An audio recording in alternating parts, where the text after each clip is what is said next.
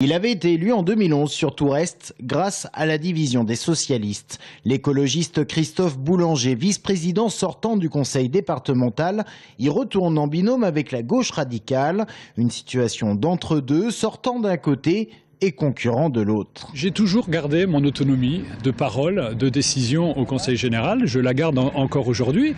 C'est un bilan qui est partagé avec quand même des notes qui sont très teintées du travail que j'ai pu réaliser. Face à lui, un autre vice-président sortant, socialiste, mais dissident, Claude-Pierre Chevaux, en guerre contre la direction locale du Parti socialiste. Pour lui, il est le candidat légitime après qu'une partie de son ancien canton ait rejoint Tourest. On veut m'éliminer et donc on présente quelqu'un à ma place. Et quitte d'ailleurs à faire perdre le canton à la gauche. C'est des calculs que je ne comprends absolument pas.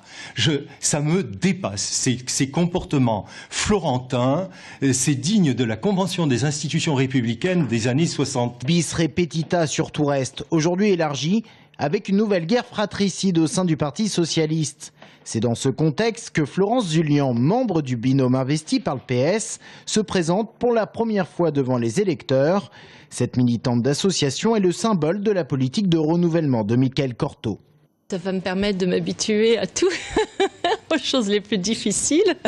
Il n'y a pas de problème. De toute façon, je suis une battante. Ce qui va me différencier de Claude Pierre, oui, c'est ça, c'est du sang neuf. Si l'on résume, deux vice-présidents sortants se présentent. Un binôme représentant la majorité sortante se présente aussi. Pour le premier tour, ils sont donc trois binômes à défendre le même bilan ou presque. Cette situation ubuesque pour certains fait les affaires de la droite et du centre qui eux partent unis pour ces élections. C'est dans la logique des choses. En 6 ans, la gauche a changé 3 fois de président. Ils se sont battus tout le temps ensemble, donc voilà. On a une carte à jouer, oui, maintenant c'est pas gagné d'avance, il faut faire campagne, il faut aller à la rencontre des personnes. Ce n'est pas gagné d'avance, d'autant plus que le Front National présente un binôme.